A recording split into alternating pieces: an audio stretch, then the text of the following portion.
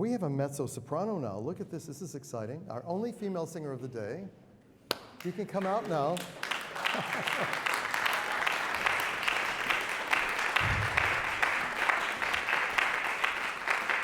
Bridget, do you want me to stop you or you want to go straight through? It's up to you. Okay. All right. That sounds good.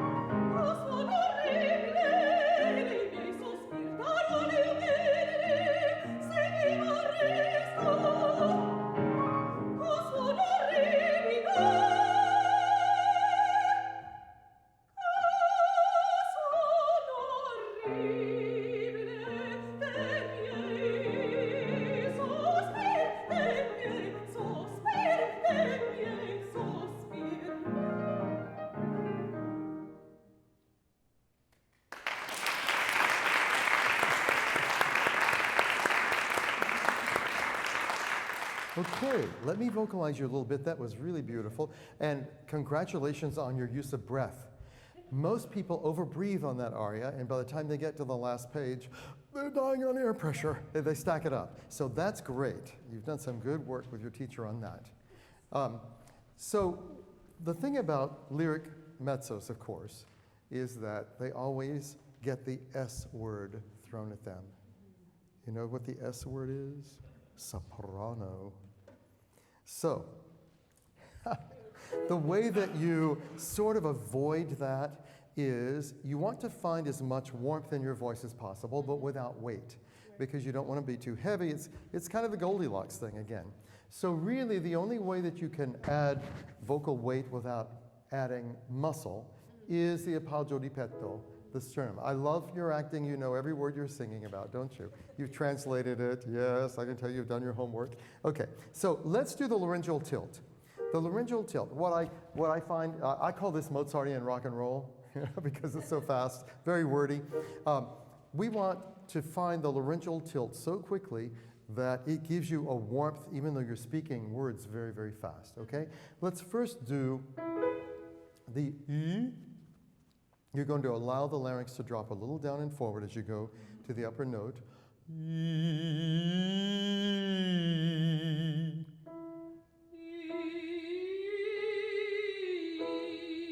Good.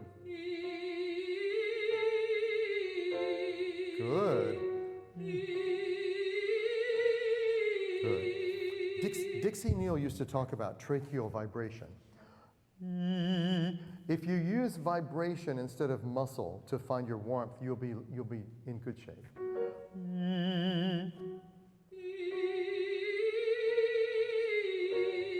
Beautiful, beautiful.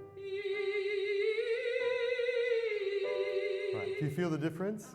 Okay, so you want to allow vibration to create the warmth, but not the tongue muscle, because that's the danger. You know, everybody's got a tongue, and everybody has to deal with it.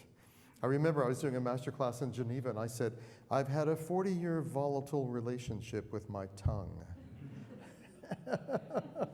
I have to work it all the time. How did that feel? Pretty good? Okay. Yeah. You're going to feel the tracheal vibration is going to ground you, but without pulling down on the palate or the back of the tongue.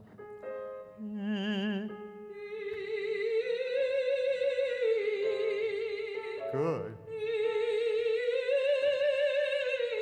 Good. Now this is C sharp. This is where the mezzo and the baritone, you know, were cousins. The baritones. You're going to have to bring the skull away from the jaw a little bit to open a wider palate dome.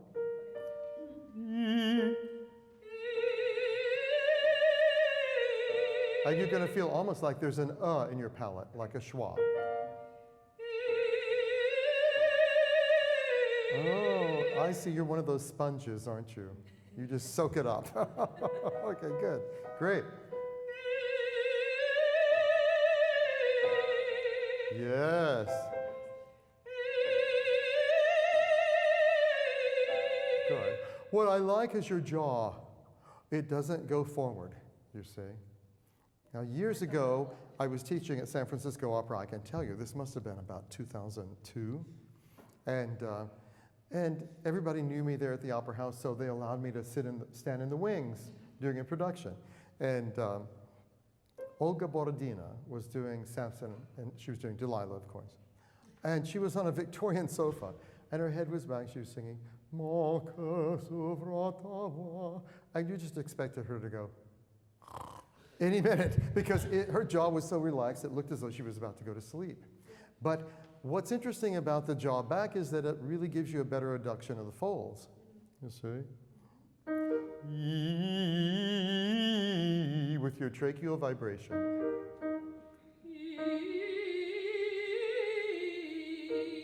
Good.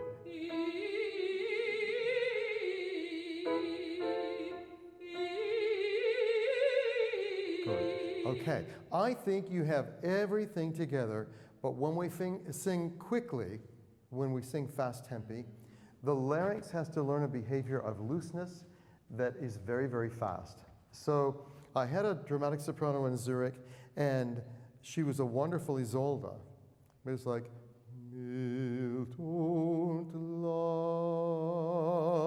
she would get into the vowel without the connection, and then she would connect the body. So I realized that her larynx was not releasing after every consonant in text. It wasn't releasing for the vowel. So we did this. Ro, re, re, ro, ro. Good. You feel it dropping quickly now? Good. Beautiful.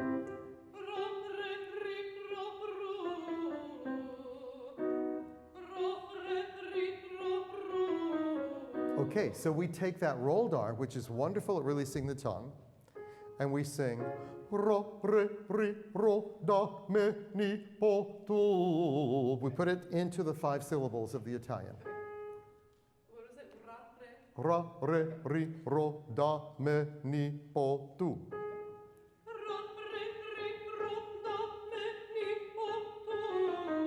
Yes.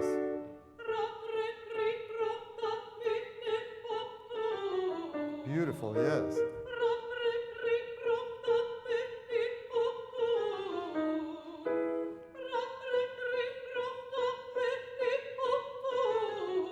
Good. Oh my, you're fast, so you've graduated to the next level. Are you ready for the next level? Okay. It's built on, well, you build that as your foundation. Ra, re, re, ro, da, me, ni, po, da, me, ni, po, tu. Then you add the legato, but with the fast moving laryngeal muscles, okay?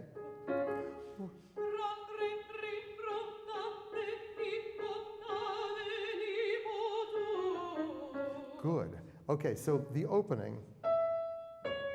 Do you do do you have paggiatura there? Do you or do you which one do you do? I do know which one. You do? Okay, so when you start with an be sure that as a mezzo or as a baritone, you would have to think an in your soft palate.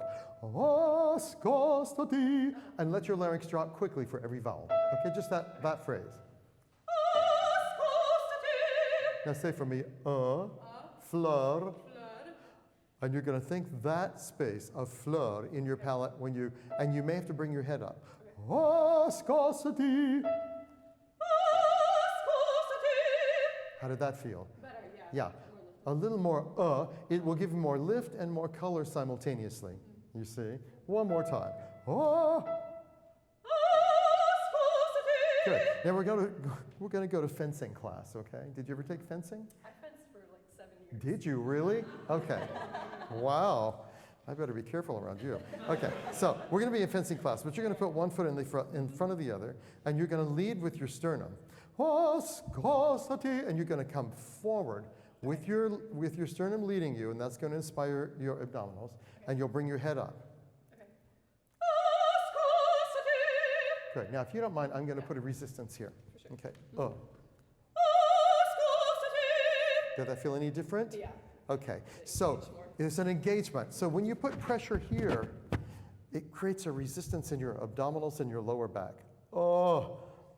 It's a deep moan or the deep cry of the Italian school. You know, they talk about that.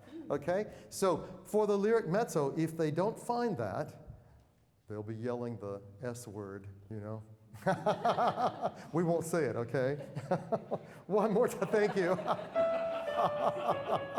You're welcome. Good. Now, I love what you're doing, but I think your abdominals are engaged, but they're a little frozen. Yeah. So, ascoltati. In terms of the abdominal direction, okay, and this is on my CD, 2002. Way back then. I've spent a year and a half scripting that thing. But the abdominals, you know, if I'm teaching, for example, at the International Convention of Voice Teachers in Stockholm about a year and a month ago, a couple of months, I asked how many people teach pulling in, half the hands up, went up. How many of you teach pushing out, half the hands go? Well, it's really both and it's really neither. Because if you look at what the hiss does, if you do a hiss, your abdominals resist slightly wide, forward, and upward. But it's mainly the upward swing that's going to feed the air. You see? So you want to go, ascoltati, and really let these abs come up on the vowel. Oh. Good. Good. You feel more connected now? Okay. Yeah, I sometimes have to let that go. I tend to hold it. Do you? Well, you know, I think I was at that school too. I'm going to get my support and hold it for the whole aria. You know, but we have to let ourselves release. And if you can teach these abdominals to engage, release, as you're making sound, then you'll have an elasticity and you'll feel happier. And we like feeling happy. I know singers like to feel happy. Okay, let's have our orchestra over and we'll put this together, okay?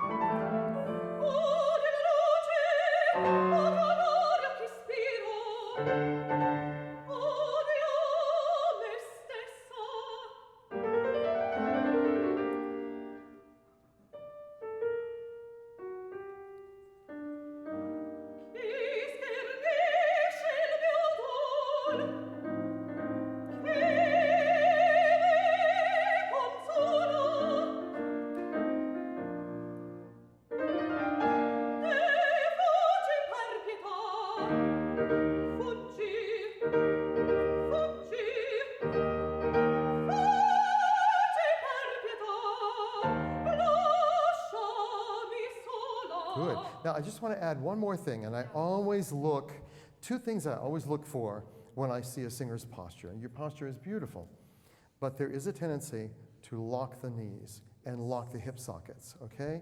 What that does is it freezes the ribs so you can't really move them, okay? And the motion, excuse me for walking in front of you, but I'm going to check your back ribs. And what I do for the teachers, I put my hands on the upper back ribs. Let's exhale. New breath. Okay, exhale. Now, new breath. That space. See how tall you are there?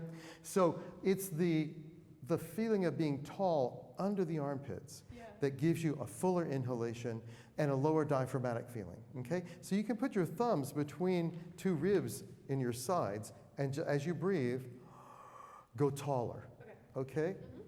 And now, let's start it again. We don't have to do the whole wretched, but we'll just start at that, because it's easy to start there, okay? Tall ribs, sorry, I was in the baritone key, okay?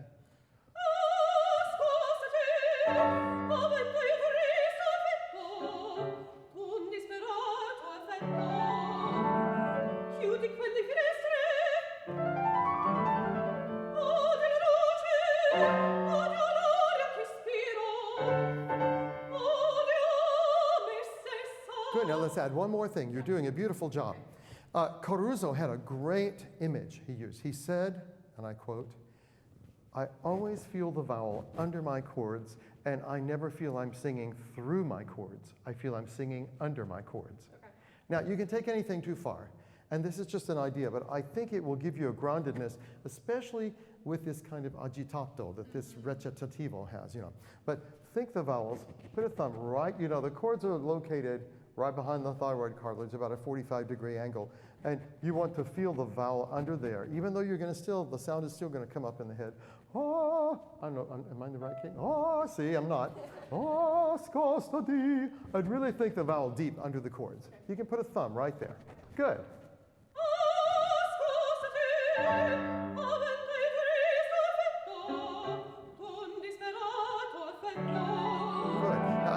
That's better, wasn't it? Okay. Now I just want to see if you're breathing your neck wide here. Can you take a breath? And one more time. Okay. So I'm going to show you my laryngeal muscles. I'm so proud of them. It only took me about 45 years to train them. Okay, look. Okay, so really cool. That's okay. Here's breath. You feel that? Yeah. Okay. Yeah. There are two stages to the open throat: inhalation and then phonation. So I breathe, and then it's just exactly like the laugh reflex. Okay. You see, when you see somebody laughing, we never think about this, but look at them when they're laughing, if they have a belly laugh. If they have a belly laugh, these muscles expand, the lower attachments of the sternocleidomastoids, they don't narrow. Yours aren't narrowing, but I think you might find some more space. So can you breathe it wider? Oh, almost like the pre-vomit reflex. Good.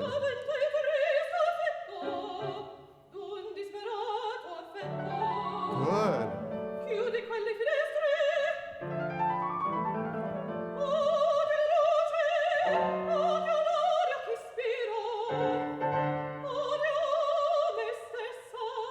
Yes.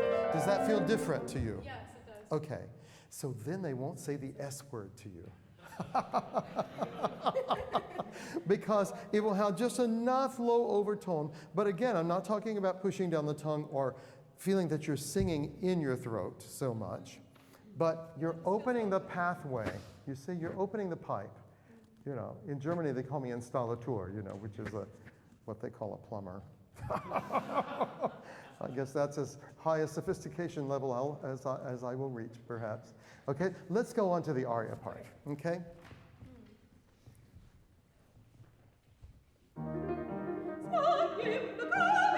Okay, first of all, let's figure out where you're going to breathe, because I know this thing sneaks up on you. You're going to have to do a joyful surprise breath, wide neck, and a fast inhale, okay?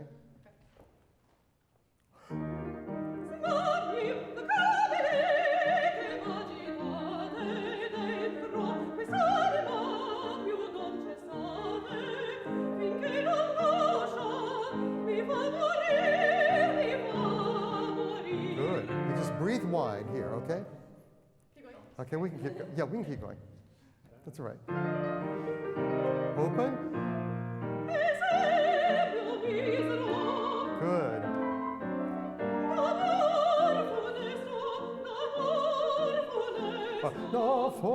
Can you vomit more right there? Okay. Sure I can. I'll tell you why. Whenever I hear a mezzo, and mezzos have to watch for the tongue tension, and baritones too, because we think we're actually middle voices. We're not high voices and we're not low voices. We're in-betweeners. But we fall into the trap of being a low voice and using the tongue to try to make the lower overtones. If you widen the lower laryngeals, the root of the tongue will be invited to widen and release at the same time. And that's why that works. Yeah. Okay? So where would you like to start? Yeah, that's good. Okay. Oh, sorry. Sorry? Oh, no. Right there. Got it? Okay. Good.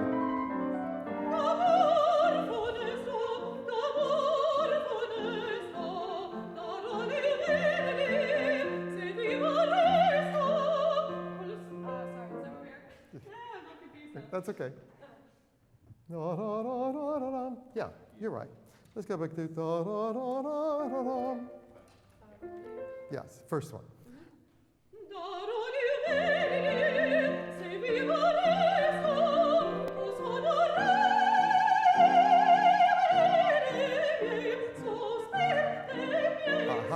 So that's the first high note where I hear the tongue affecting the vibrato. Do you feel that a little bit? Okay. So again, we can use the French nasal. You've got this open beautifully, the lower laryngeals. Use the French nasals to release the tongue. So you're going to think French on top. It's going to feel really ugly in your ear, but it won't be ugly out front. Okay? So let's just do that in isolation.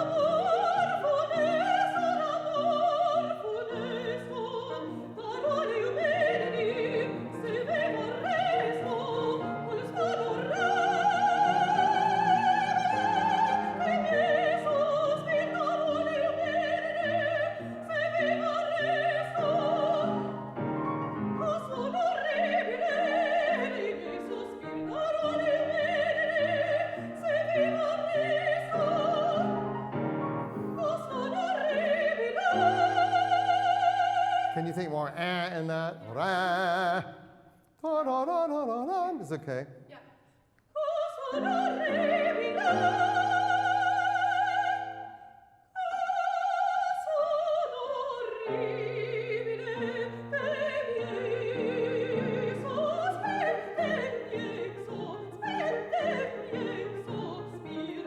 Beautiful. Okay, I want to give you one more exercise, okay? So this is a Marilyn Horne exercise, but she actually got it from William Vennard, okay? You know the story about her. She wanted to do bigger music. So she said, this is her early autobiography. And she said, well, I wanted to sing bigger music, and Bill Vennard wouldn't let me do it. So I went off and I sang on my own. She said, before long, I was tapping on his door begging to come back. But this exercise is to pick up lower vibration and pick up vocal weight without muscling. And it's ooh-oh-ah. Ooh-oh-ah. It works with men and women. And you go ooh-oh-ah, put some under your ah. Ooh, you're going to add more weight on the O. You start piano on top and crescendo as you go down. Ooh.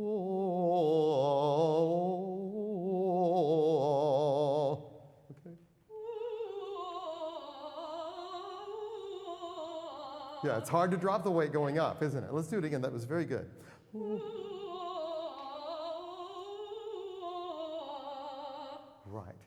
So just practice that, because you feel how the vowel sequence invites you to add lower body vibration.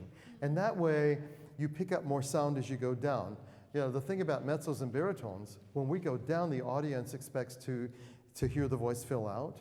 But we have to be very careful how we do it, that we don't do it with the tongue, but we do it with the open resonator and the lower body vibration, okay? Does that give you ideas? Yeah. Great, great work.